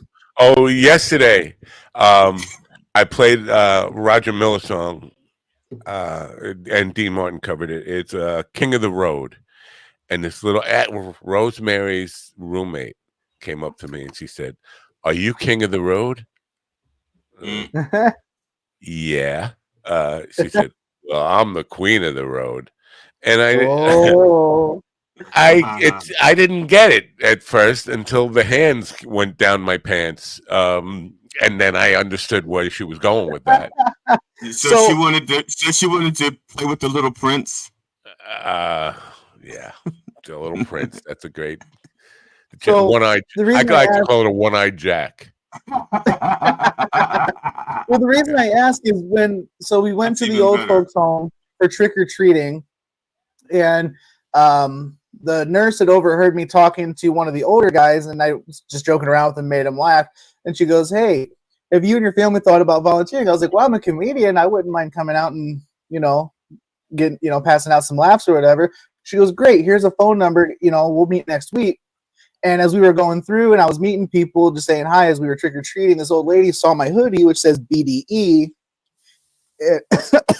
She grabbed my arm and goes, "Is it really?" And I was like, I don't know what you mean. And she goes, "Honey, we know what BDE means." And I was like, "Oh, it means Big Dad Energy." And my wife almost falls over laughing.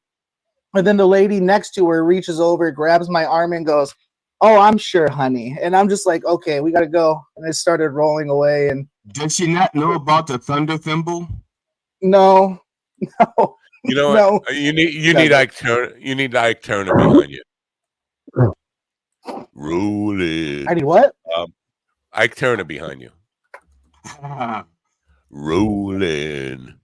You wouldn't know. Yes. It's not rolling. It's swollen. It's swollen. Swollen. Swollen makes you quiver. I'm swollen. Honestly, I'm not lying. I'm not lying. All right, GD. I can't get it out of my head. I can't stop now. All right. I love Tina Turner.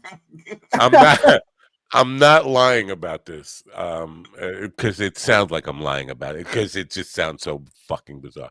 I did not at the place I was yesterday. This is about 2.5 years ago. I did Elvis Suspicious Minds. And at the end of the song, a lady threw her soiled Depends at me. She liked to find you on Cannibal's version better. Yeah. No, that was her way of no. She thought she was being sexy. That wasn't a protest or boo. That was her way. She thought I was going to get excited by that. She thought she was wet, but she just pissed herself. It's fine. I don't know if she knew they were soiled. I knew they were soiled because they were in her hand, okay? They were in her there are hand. times when you play these facilities that there's something in the air that tells you everybody here needs a diaper change, even me. Well, luckily, this place. So I've told you before, I don't do old folks' home normally because they smell bad and everything else. This place is relatively new. It didn't have a smell. It was. Every place has a smell after an hour after lunch. Every place has a smell. Believe me. I'm really hoping that when I go back, it's not bad and I'll be okay. We'll see. It depends on the time. I mean, they do exactly. good with the antiseptic. That bothers me. Yeah. I'm sorry, Ron. You said you had another clip with the Trump clip that you wanted to share. Yeah. Thanks for bringing it back. Do you have it ready to go, or did you give up on us because we're rude and really? Yeah, it's kind of both. So I recorded this off of Instagram. This is you'll see. It's an interview. It's newsworthy. I don't even know if you were there for the whole thing. I don't know what time you got there. I was told and made aware that you had no idea about this comedian who made comments. I have no idea who he is. Somebody said there was a comedian that joked about Puerto Rico or something, and I have no idea who he was. Never saw him, never heard of him, and don't want to hear of him. But I have no idea. They put a comedian in, which everybody does. You throw comedians in. You don't vet them and go crazy. It's nobody's fault. But somebody said some bad things. Now, what they've done is taken somebody that has nothing to do with the party, has nothing to do with us, said something, and they try and make a big deal. But I don't know who it is. I don't even know who put him in. And I can't imagine it's a big deal. I've done more for Puerto Rico than any president I think that's ever been president. That's tasty. They definitely couldn't get paper towels on their own. So good for you. You did more for Puerto Rico than any president in history. Yes, thank you for the bounty. Does he not know that Rogan tapes, like has a videotape and put it all out there already of Rogan suggesting that Tony Hinchcliffe be on the dais and him agreeing to it? This is on tape. Does he not know, or does he just not care? He thinks that we don't know, he figures if he says it, his fans will repeat it. That's all he cares about. Right. He just wants to change. He just wants to change the narrative. That's all he's trying to do is change the narrative. That's why I've done about Liz Cheney. I've done more for the MAGA retards than any other lame podcast guy. They did a rookie mistake with booking a comedian. You always vet the comic.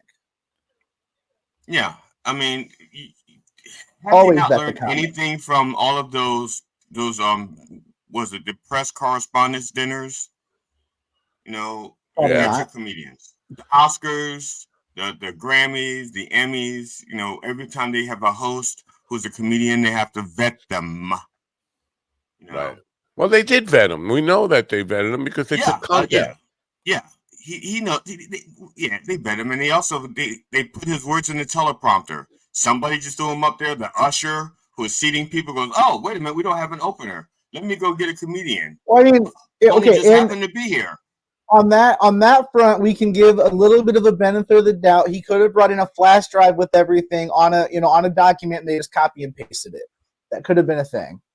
But no, not when you're outside of that, though, the whole vetting process should have happened. And at the end of the day, it's done and over with.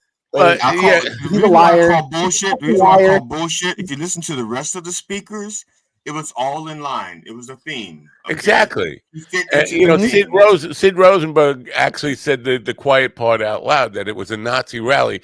Yeah. The thing about it was to honor the America First rally that happened at Madison Square Garden, which were Nazi supporters in 1939 or 1937.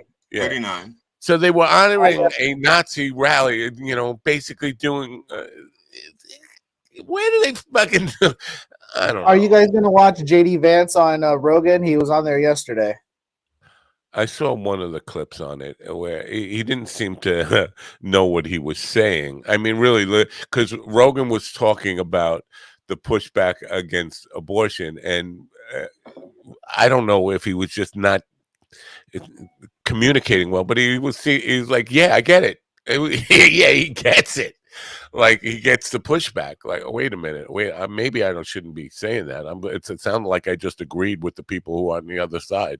But no, I don't think I'm going to watch that. I mean, who needs to watch more ball licking and ass eating? Wait a minute, you didn't tell me that was going to be there, and now I got to watch it. That's what it is. It's all. He lied. He lied. It's JD Vance giving fellatio to a sofa. Yeah.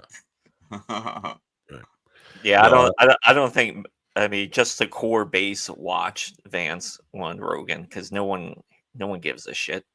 Right. And I do enjoy how Trump just threw Tony under the bus.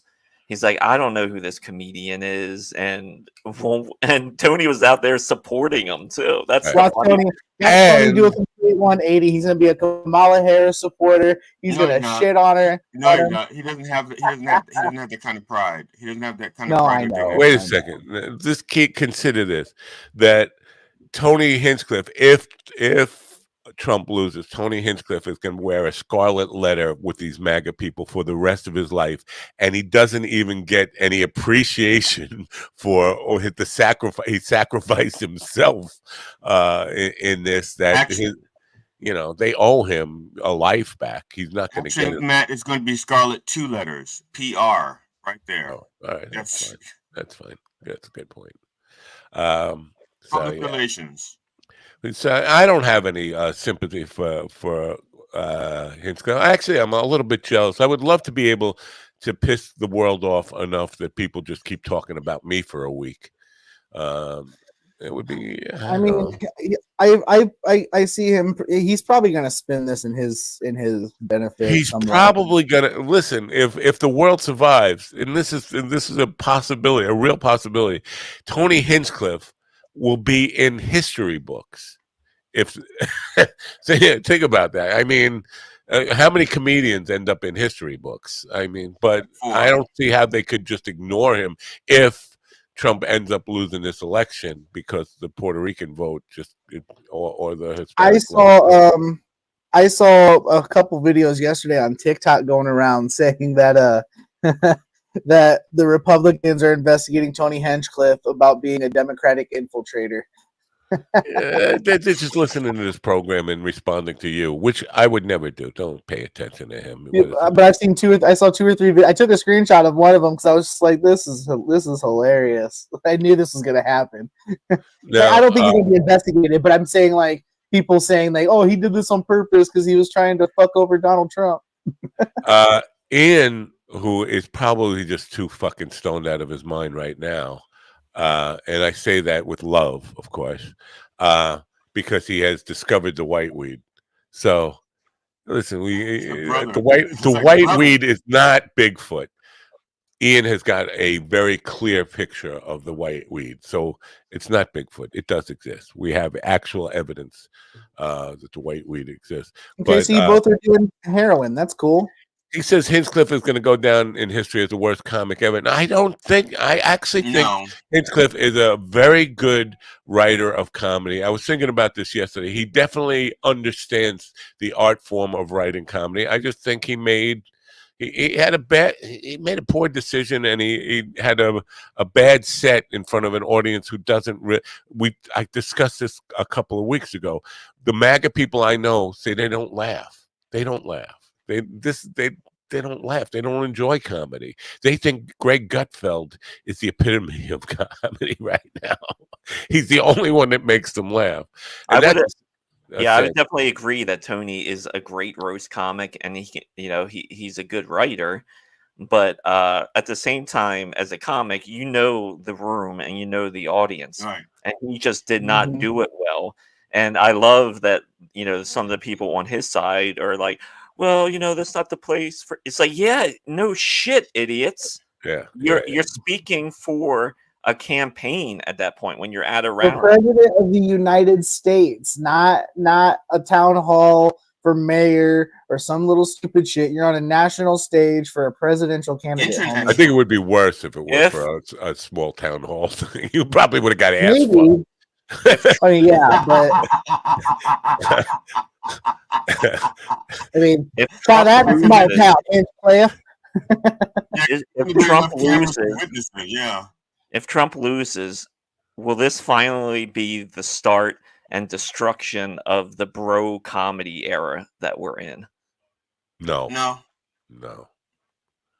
I think it might deter some people from that right lean, because now that they've seen how the right responds to, even if it's shitty comedy, it's it might do a thing.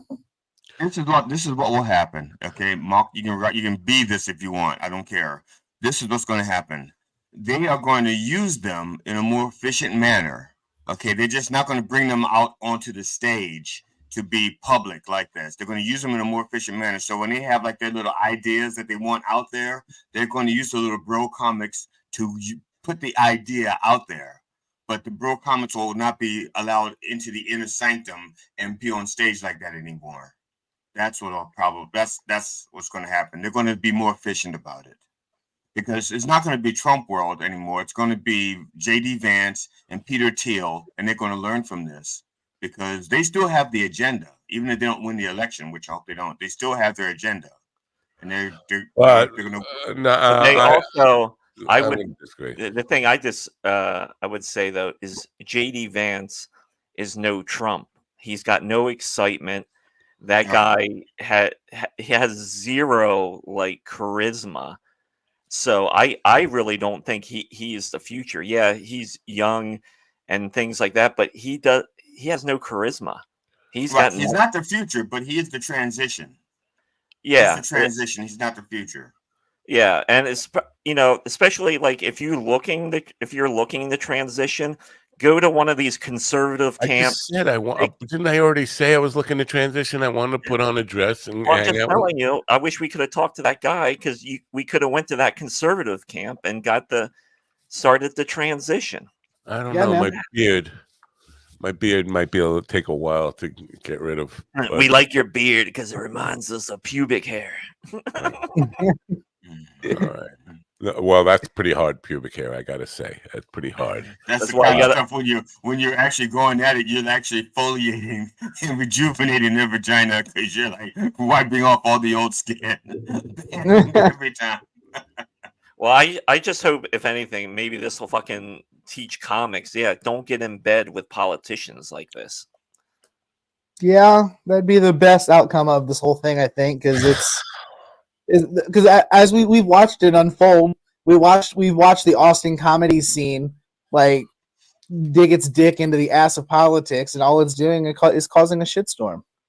About 6 years ago, there was a guy, a billionaire, who was trying to make an independent run for president, and he was starting his campaign early, but he was trying to do it on he's trying to build a groundswell of support before he announced.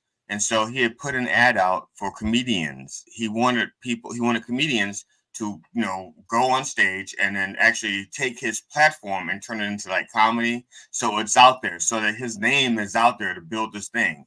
And I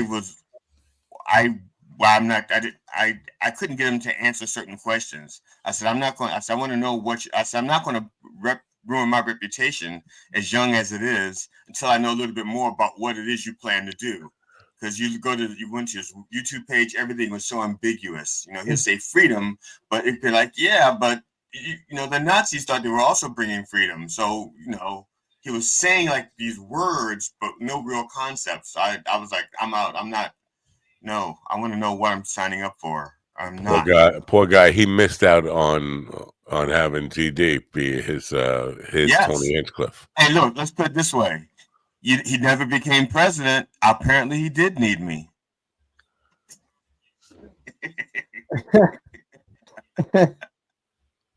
No. I'm sorry. That's my takeaway. That's my takeaway. Oh. This sounds like your kind. This almost sounds like you thought about running for president, and this was your campaign strategy. I thought about it in 1996. I was going to run in 2008. I had like an 8-year plan to build myself up so I could run for president in 2008. Well, you're old enough to now. I was old enough then. Is Matt frozen or is he just lost? No, he's trying to figure out. He's looking for a tactful way to exit the show. No, why would I need tact? After 749 of these, why would tact even come into question? Oh, hey, I just want to let me come back to something that GD said before, because I'm going to disagree with it. I forget what he said, but he was talking about Peter Thiel and JD Vance and still carrying on the agenda. I do think they need a party, and they need a party. And the Republican Party is probably. It depends. Like if Trump loses and they maintain the Senate and the House, I think Thiel and Vance have a platform to rebuild upon. But if they lose either the House or the Senate, I think the Republicans finally say, we're tired of Trump. Has done to us what he's done to Trump Casino, Trump Airlines, some stakes, all that kind of stuff. It's driven it into the ground. We need to rebuild, and that means cutting ties with all the Peter Thiels, the J.D. Vances, the Marjorie Taylor Greens, the Laura Luna Lupa Duper, all those crazy fucking people, and start back at ground zero, wherever. I think they need to rebuild without that fringe element, because you need a party. Unfortunately, you need a party. I need a party. Let's party.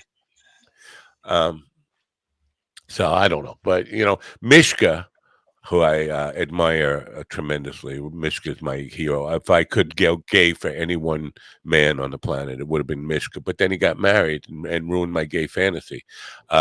He said he promised yesterday that he would only be insane for 5 more days, thinking that once the election is over, he will be less insane. And I was like, I'm sorry to disagree with you, my hero gay fantasy boy. But no, because with all the recounts, and he's already fucking filed a lawsuit against CBS for the Harris interview. Trump is going to go lawsuit crazy. Now, none of these lawsuits are going to get by the small court, but they might end up in the Supreme Court. But with the recounts and all this stuff, January 6th will come, and we'll probably have some severe shenanigans with that. And then I'm just thinking, and I'm thinking in best case scenario, he loses. Even on January 20th, Inauguration Day, this insanity is not going to leave us in the near future. I mean, we're going to be on. It's going to carry over through the new year, through the holidays, all that stuff, and through New Year's. It's at least 2 to 3 more months. Yeah. Oh yeah, until January.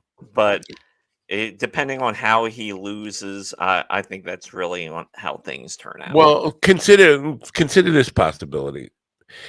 Sentencing day is November 18th. If he wins, does Judge Merchan sentence him to jail time? A president-elect? Is that possible? Sure. I don't know. What do you mean, sure? They can sentence him and defer the sentence, or if it's going to be short enough that he'll be out, we don't know how long the sentence will be. What would be the point of deferring the sentence, knowing that he would just pardon himself anyway once he gets? He can't pardon himself because it's a state thing. It's state charges. He can't pardon himself. Only the governor of New York can pardon him. Oh, that's right. You're right about that. I forgot about that. I don't know. I think Merchan was counting on him losing when he postponed sentencing. All I know is I have popcorn ready. I'm gonna watch this shit hit the fan, and it's gonna be a wild ride. Or maybe not. Or maybe this is all hype. Then, like everything else, by the time it happens, it's like that'd be great. That'd be great. That's what I hope too. That it's just a wah wah type of moment where we have all. It kind of feels like Y2K. It's like there's all this hype, there's all this buildup. End of days, eat your children, fuck men at conservative camps. You know. Apparently, we had 2 different Y2K experiences, Ron. My Y2K experience was way different. My Y2K experience was just involved my Windows laptop. Let me preface it with my Y2K experience. I was 9 years old, so I was just worried about playing. So you were fucking men at conservative camp then? No. They were fucking you. Same thing. Yeah. Come on. He was the guest. Yeah, hey, those guys are the best to fuck because they always claim like, "Oh no, I wouldn't do this," and they're like, "Oh, I wouldn't do it." It's the alcohol. It's the alcohol talking. Yeah, I need my wife to watch me do this. It's the only way I can come. I've never done this before. Is this the right way? Now, that fella said when Ron talks about this stuff, it's not even funny. It's just foolishness. To me, that sounds like he's here to nerve. That's what it sounds like. It's foolishness, I tell you. Yeah. It's cool. Well, wait a minute. I gotta get the cum out of my throat. Poppycock and balderdash. It's poppycock and balderdash. I don't know. My anxiety level is so. I really think I'm on the edge of a stroke. I just can't. And listen, I think stroke is. I'm thinking about this. Stroke is probably the best way to go, other than the thing I know. Yeah, stroke. It's probably the best way to go because your brain shuts off, right? So you don't really. Because when I had my stroke. No, TD, no. What are you doing? have been the best president for the black population. There you go. Whoa! I love that so much. I swear to God, crossed the I line? always love it. I don't think so, no. When I had my stroke, it was bliss. I have to say, it was bliss. It was like doing the best drugs ever. Usually when I'm stroking, it's bliss too until I finish. No, not that kind of stroke. Oh, the kind of stroke where you wake up and the EMTs are like trying to give you shots of stuff, and you're like, "What the fuck?" I thought you meant like the Billy Squire song. Was it Billy Squire? Hey, adrenaline feels pretty good when your heart stops. That's a fun ride. Billy Squire was a Long Island guy. He's a local dude playing the same circus I was in those days when he had that. You know what? He was like in a Led Zeppelin cover band because he could play rhythm guitar, Zeppelin style rhythm guitar, and sing like Robert Plant. So he was a high in demand kind of cover band thing. And then I forget his first song. It wasn't Stroke Me, Stroke Me. There was another one that he had that was a big hit. But it's because people thought it was Led Zeppelin still. It was still the 70s. And people were thinking, well, this is a Led Zeppelin song because it sounded so much like it. Very derivative. I don't know why we were. Now, you say you're like in this, so you're almost like, what do they call it when you like exist in the same circles at the same time? Cohabitating? I forgot. Yes. Yes, we were having sex. Yes. Okay. So did it? I'm serious now. When someone is in the same circles as you, and they have the same, let's say same skill set, but they take off, do you get frustrated? Like, whoa, why him and not me? No, I knew. Well, first of all, understand? he could sing. I couldn't sing. Nobody I knew could sing like him. A lot of guys could play. Very few people could sing and high tenor like that. Like, this was my problem with Led Zeppelin cover bands. It was always a chick singer. Like, what? You can't get a guy to sing like Robert Plant? No, you can't get a guy to sing like Robert Plant. So he was one of the few guys who could actually pull that off and do it very well. I knew a lot of black guys that could sing like Robert Plant, but because they were black guys, they couldn't get in the Led Zeppelin cover bands, which I think is like terrible. I have stories like that could go on for days and days, but I only have 3 minutes, so let me take this 3 minutes and use them wisely. So no, I'm just teasing. What makes you think you have 3 minutes? Because I'm leaving at 11. Oh, okay. Well, you could leave now. I could, but that would be rude, especially since I told you guys I would leave at 11. I would hate for you to be denied the last 3 minutes of my pleasure. That's very nice of you. Thank you. I want to get Daryl Hall on the program. I don't think I have a chance of doing that, but actually somebody I know just played at Daryl's house. A good friend has played at Daryl's house, which is a club he owned, not his actual house. Oh, okay. I really thought you meant his No, he does do concerts from his house, live from Daryl's house. But he also now has opened a club called Daryl's House. But I want to have him on, because speaking of this black-white thing, when I was in, I think it was in 9th grade. It might have been earlier than 9th grade. We did a talent show, and we did Jethro Tull covers and Beatle covers in the talent show. The band that came on after us opened up with The Hustle. With horn band, and then they did Sarah Smile by Hall & Oates, and they had a black singer on in it, and he did that fucking get down on his knees, and all the fucking girls swooned like when he got down on his knees on the big Sarah Smile thing, and I was like, wow, there's no chance these guys won. We would like, we quit, they win, but from that moment. I was like, and I wasn't really familiar with Sarah Smile at that point, but I was like, that guy made me a fan of the song. And I was shocked to find out that was actually a white guy singing that song. It's like, wow, it had to be a black guy. And no white guy could ever sing with that much soul. That's how I felt about Jamiroquai. Jamiroquai. I think it was called something virtual something. But it was, when I heard him, I thought he was like a young Stevie Wonder. And matter of fact, I thought it was a Stevie Wonder. I thought Stevie Wonder was doing the song. And when I found out